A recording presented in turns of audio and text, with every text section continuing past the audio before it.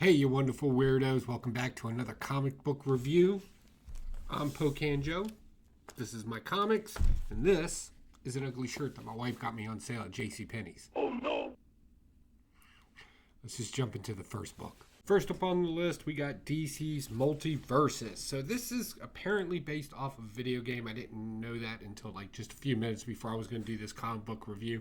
I'm not much of a gamer, so I don't have much to say about that. But what I can tell you is that this is a good comic book, and it's written by somebody who knows a little bit about comic books. Normally, when I read these kind of crossover events, they keep the character as shallow as they can. Don't really dive into a whole lot of lore in the DC universe, and it mostly focuses on the video game. Okay. But in this one, like, you kind of have to know, like, who Mr. Miracle is, who Big Bertha is, and they had a baby, a child even. And that was kind of cool. And then there was a bunch of stuff with runes and stuff. I'm assuming that has something to do with the game, I guess. But it doesn't matter because the way it read in the story, it just sounds like a mystical item. So it didn't matter. But the cool thing about this is apparently they're going to do just like the cover kind of suggested here, where it's all Warner Brother properties. They're going to kind of throw them in here and make them battle superheroes. They even ended it with Bugs Bunny. Did I tell you this is a spoiler review? I'm a spoiler. I spoil the shit out of comic books. So yeah, that kind of happened as the big surprise at the end of this one. It looks like it's all based around a video game in another dimension. So I don't know. It just sounds exciting. It sounds fun. The artwork in it is just absolutely spot on for what it is. It's kind of whimsically done, and I thought it was very fun for that, and it fits. So yeah, I really enjoyed that. Next, we get All Weather. Oh, I've been loving this series. I like the previous one before it. This is an Elseworld story where we got Slade Wilson, and now we get the quest part of this story going, where he's going to take the kid to where he needs to go. Some things we find out in this, in case you're passing on this book, I highly suggest you run back out and get it, especially if you like Viking type stories. So we find out that the kid, the reason why he's in color and everything's out in black and white is because he's attached to the green, like the Swamp Thing, right? Swamp Thing always talks about the green. Right? This kid is Swamp Thing. Another connection that they did very hard in this is they melted the previous stories into this one, right? Where Bruce Wayne, who was the bastard son of the Kryptonian king, so he's got Superman powers, kind of, sort of, kind of crash lands into this world. They do the hero thing where the two heroes fight for a few seconds, and then they're like, oh, this is just a misunderstanding. Allow me to join you on your quest. Campy, cheesy, I know, but it fits in here because it's that kind of story. So now they're all going to be taken off and heading down the road. I've been enjoying All Winter very much. I love the way it's written. I love the way they're depicting Slade Wilson in here, and I like Vikings. I'll just go ahead and do Pirates, Vikings. That's where it's at. Next up on the list is a Scotty Young cover because my wife got me this ugly shirt as a gift. I felt like I had to give her something back. I feel I was still cheated, though. But this is Spirits of Vengeance. So if you don't know, because who can keep track of everything in comic books, there are several Ghost Riders out there. They're all the Spirit of Vengeance. And we get introduced to another one. They really stretched out the imagination on this one for the name. They're just calling him Vengeance. Apparently he's been a scarecrow in a field for a while. I shit you not, that's what they did with this. Little something weird going on here with Johnny Blaze. It doesn't make much sense. I'm assuming it has something to do with one of the other three storylines that he's in right now. So this is confusing. Like, I don't understand it. I hope they bring back that Spirit of Vengeance Ghost Rider that was in the Hulk, right? The Hulk run that's currently running now. That was pretty cool.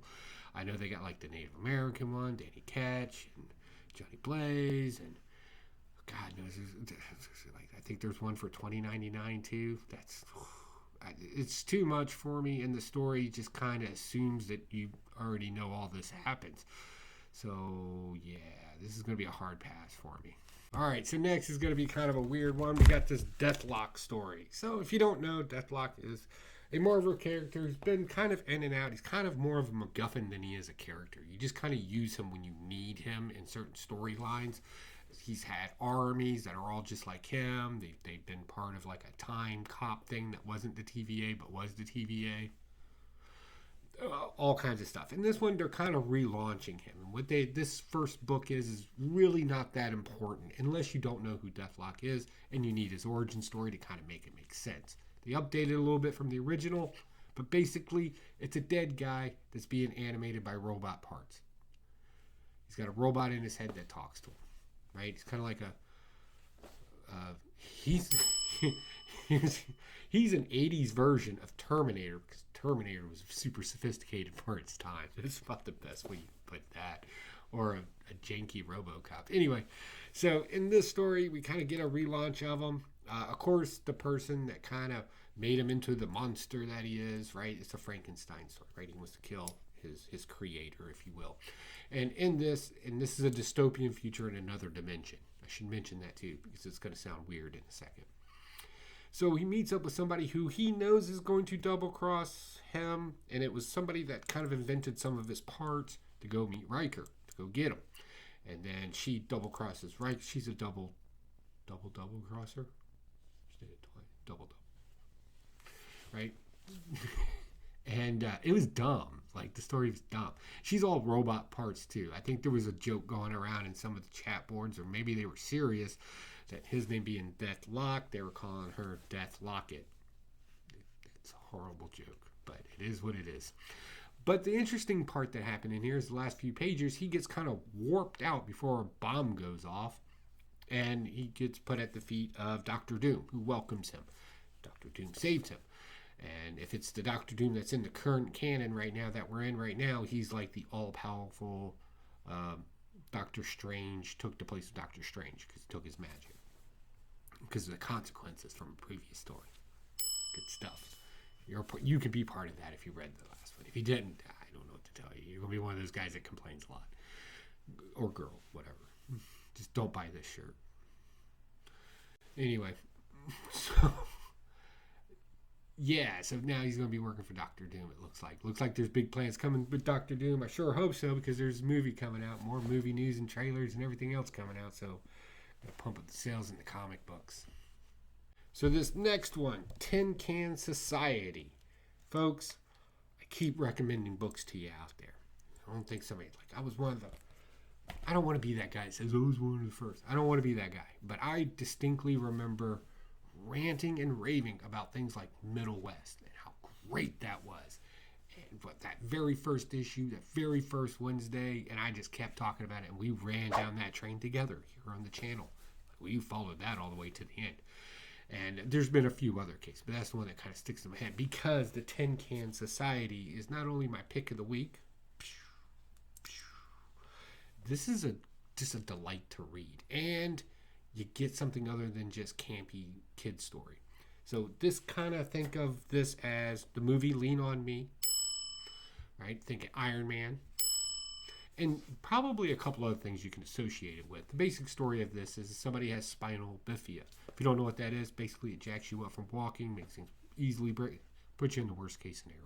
Just throw it out there that way. But, like, he wants to overcome this kind of stuff, right?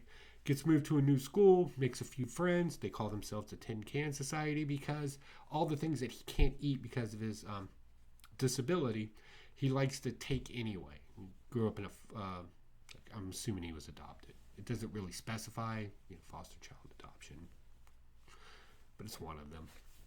But all the things that his foster mother or adopted mother won't let him have because of his condition, he likes to steal it anyway and kind of put it in a can and bury it. Right, and then he meets these friends who kind of help him out one day. They all share the candy and stuff that he can't eat. And they all become fast friends. And it's really a heartwarming story of a bunch of kids coming together and making a new friend. It really was kind of heartwarming. But then we get into the gritty reality of being an adult. And he grows up to be like an Iron Man. He invents technology to help him walk around. It's a superhero suit, the whole 9 yards. But somebody killed him. Now the question is it a rival company, an arch nemesis, or could it be one of his friends? Friends grow apart. Oh, it gets gritty quick in this. It's like you get these fun-loving little stories of kids just figuring life out together and how to work together, and then boom, the dude's head's just literally smeared out onto the floor in this thing. And I'm like, that's quite the jump there. If that was a person, it would be bipolar. That was crazy. Great book. Go get this. Don't let other people talk about it to you. Go get this book yourself. All right. So next we got Monsters, and this is by Keenspot. And I don't think Keenspot gets enough recognition about how they've grown as a company, much less the comic books that they put out sometimes. This is a great cover. Monsters is going to have all kinds of homage covers too, just kind of poking fun. And you get your classic monsters in here, I should say, right? So we're going to get some Frankenstein action. We already got something called a Slayer, right? It's like a big badass monster killer guy. Yeah, dangerous. We get the Wolfman in it on the last page, right? We get a zombie, right? We get all these really cool, Dracula was in it. That's probably the main one. All these really cool monsters in it, and then names you know, like Holmes, Dr. Jekyll, Mr. Hyde, Van Helsing, right? And all this other great stuff. And it's all kind of focused around on where this particular ring is. And I like the concept of a ring. A witch ring is what they're calling it. And they store it in a witch stone. Apparently it has some sort of power. Some monsters out there want it. And there's a group of dedicated people throughout history that have been kind of tasked, more especially a family. They've been kind of tasked to protect this as the Slayer tries to protect them. What I really want to talk about in here is the unusual artwork. Again, I can only tell you what I like and what I don't like. Anything other than that, I'm not the guy to talk to. But this, I don't know. I thought they were photos at first. But it has this real hyper-realistic type art in it. Right? And they do this thing with the eyes a lot, where the eyes are always kind of more shiny, lighter. I don't know. They don't reflect, right? I don't know. They're just done really, really light. And then, like, you get stuff like this. Like, I hate holding pictures up for you guys in here, but all this is on the spot as we go through. And I'm going to tell you right now, and we don't do this very often here at Pocan Comic Book Review Channel, but it is also my pick of the week. Go get it. Like, I'm telling you, this is fun. If nothing else, to see what kind of classic monsters, or if you catch any of the names in the background. The fact that I caught Sherlock Holmes surprised me. Well, they just called him Holmes. I'm assuming it's Sherlock Holmes, but we'll find out. I don't know. Definitely. And definitely, if you read this, let me know what that art style is called. I really want to start calling things what they are. Like this shirt being ugly. I'm not leaving this shirt alone. All right, next we got Cowl number 2. Cowl. I'm just going through it. It's the only mistake I've made so far. So this is issue 2, and it's kind of dealing with unionizing superheroes, right? But back in the day, places like Chicago, New York, it shouldn't be surprised that sometimes unions weren't exactly on the up and up. And we're starting to find out that this particular union has some skeletons in its closet. And how are they going to take care of it? And what are they going to do to deal with it? Murder a hooker. That's what they're going to... Okay. So adult themes here. But luckily there's a group of true patriot superheroes that kind of don't want it. This is kind of like what... Well, it's very similar to The Boys, just without the humor in it. Like, there is just some straight-laced type reading in here that I can see where some people are like, oh my god, I'm bored. I can see that. I like this kind of stuff. It gives a little bit of espionage, corporate espionage involved in it, along with some back-ended murder. It's like a political suspense movie. It kind of reminds me of that. So I don't mind some of that. So if you're expecting that non-stop action that you would get through it, that's not going to be the thing in here. What tells this story is the fact that everybody's dialogue progresses the story forward. So you need a lot of words, and you need a lot of long explanation and things. So I like it for that. It takes place in 1964, so you see some cool background stuff. All in all, it's an okay book. All right, next, Destro, number 4. And I, of course, had to get him in his little pimp outfit here. Oh, that was hilarious. So this is kind of winding down. Destro had to escape because the Chameleon, who we find out who the Chameleon is in this one, it's another rival tech company that built Overkill. For my G.I. Joe fans out there, you're like, got it. The rest of you are like, what's an Overkill? I don't want to spoil it. I really don't, because they're kind of leaning heavily, all these kind of war companies, right? Industrial complexes, if you will, are kind of heavily focused on what the bats are and Overkill is going to be something similar along those lines, and the different technologies that are going to be involved. And I think that's going to play very heavily moving into the Energon universe. Technology, the robots there, that's going to be a thing. So I don't want to hard spoil it for you. As far as nonstop action goes, not really the book here either for that. This is really going to be based on just setting up the universe, the Energon universe on the G.I. Joe side, and the kind of parts that everybody will be playing, if that makes sense. They're just slowly building the world, and some of the issues are probably going to miss. I'm not saying this missed. I enjoyed this kind of stuff. I like weapons. It's one of my things. Why I have an Evil Air. I legit like weapons. But I don't see this as a necessary story unless you're going to be diving deep into the Energon universe and you just want that entire thing just kind of bracketed out for you. This book is probably good for you. Last, but definitely not least, you know I had to get it. We got our G.I. Joe. This is issue. This entire time I remembered every single issue number. And then I got to this one. Jeez. 310. So, but I remember the story very well because this thing is this non-stop action. Explosions, things going off. Like, this is the action book of the week. It is just non-stop all the way through. Balls to the wall action.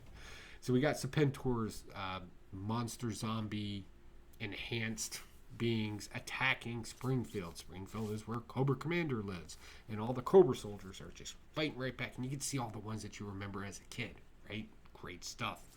And they're just non-stop at it. And there's some, I don't know, pomp and stance to it as well. Cobra Commander is being seen or perceived as the guy on the battlefield just taking people out, when really it's just an impersonator of him. He's actually at the headquarters. It's Cobra Commander, right? We shouldn't expect that.